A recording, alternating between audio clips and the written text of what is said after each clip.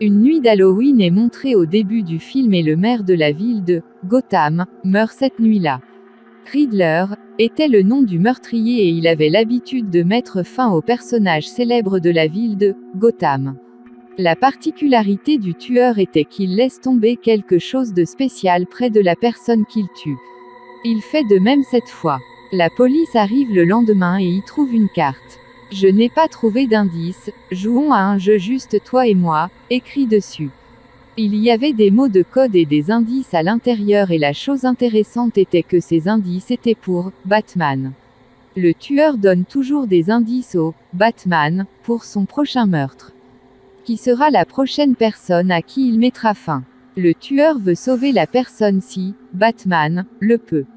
Maintenant, la police et le Batman trouvent l'indice qui sera la prochaine personne.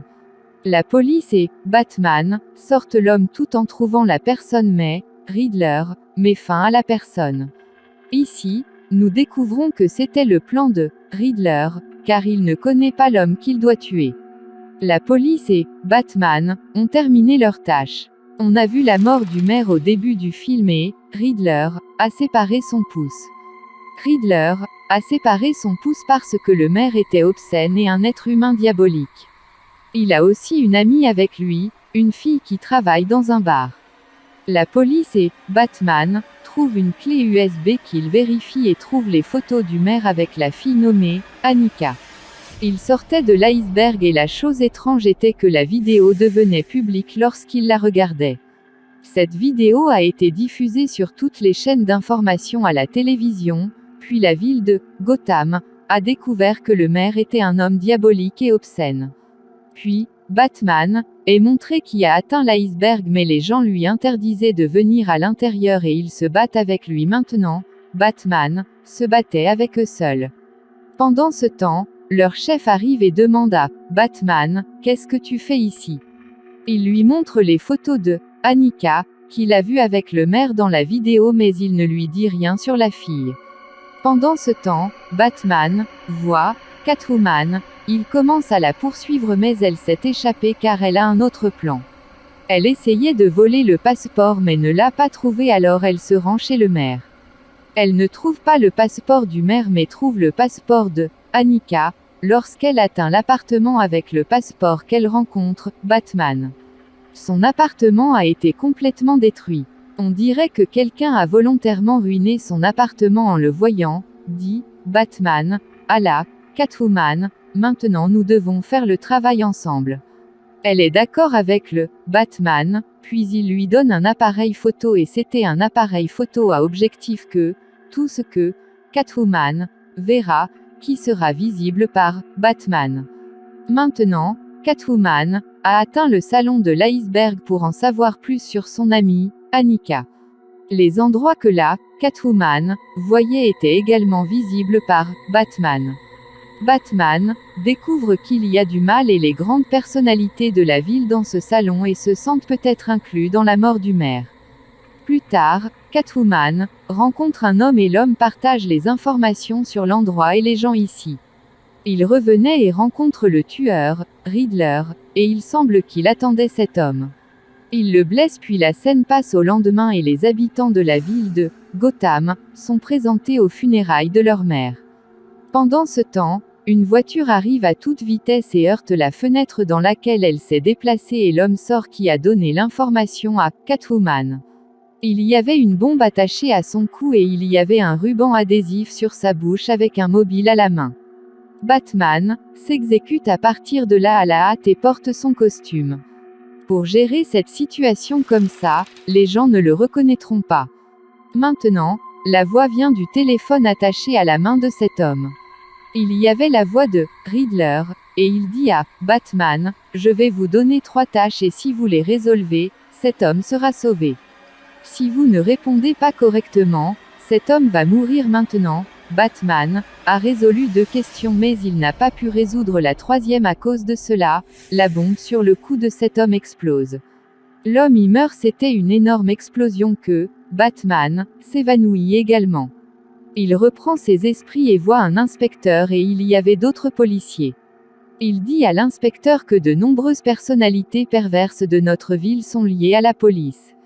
Je peux même vous donner une preuve si vous en avez besoin car j'ai toutes les images de la caméra à objectif de la Catwoman. Batman pensait que la vie de l'inspecteur serait en danger s'il prenait des mesures contre la police.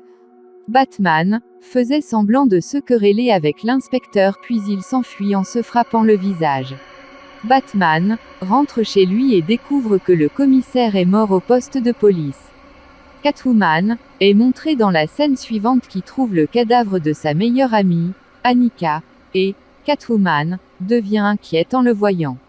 Elle voulait sauver son meilleur ami. La scène passe alors à Alfred, l'homme avec qui Batman a vécu depuis son enfance. Alfred reçoit un colis qui était pour Batman, mais il pense que quelque chose ne va pas avec ce colis.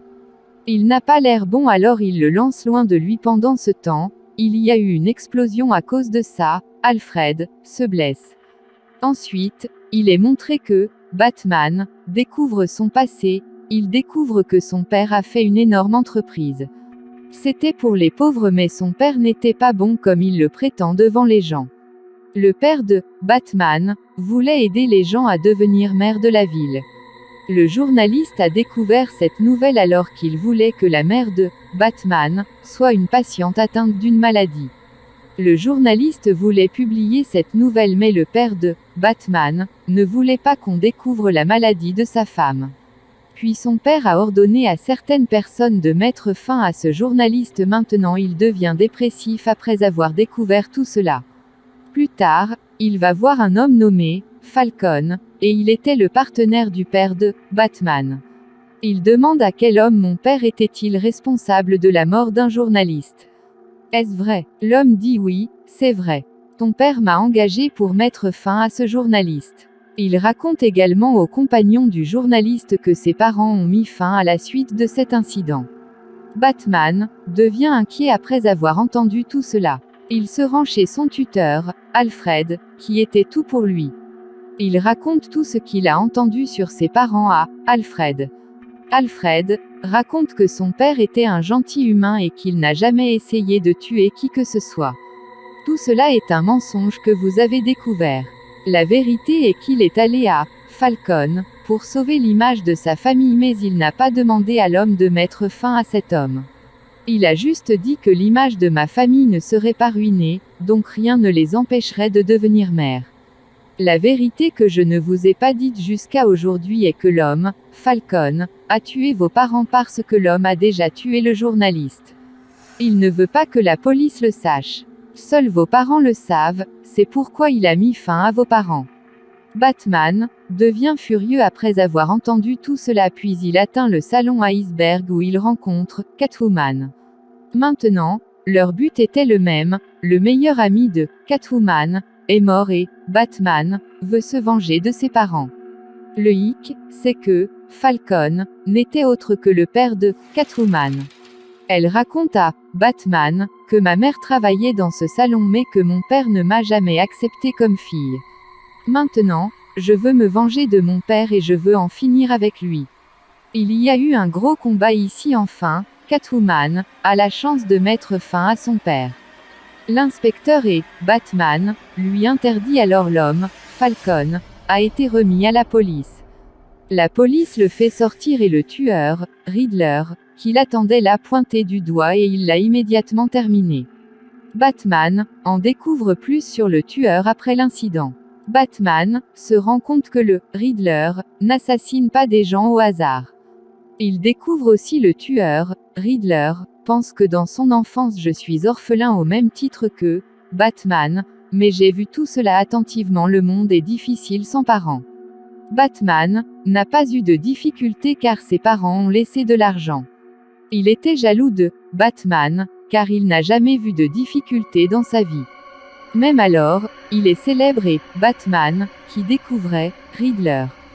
Il apprend que le tueur, Riddler, a posé de nombreuses bombes dans les voitures et les voitures ont explosé près de la conduite d'eau.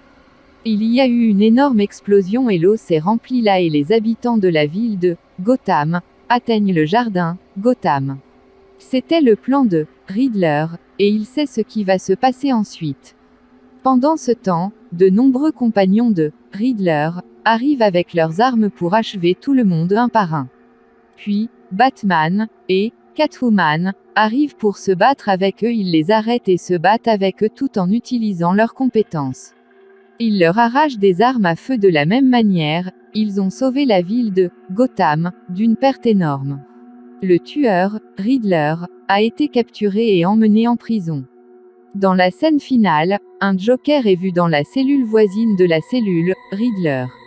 Il parlait à Riddler. Ici ce film se termine.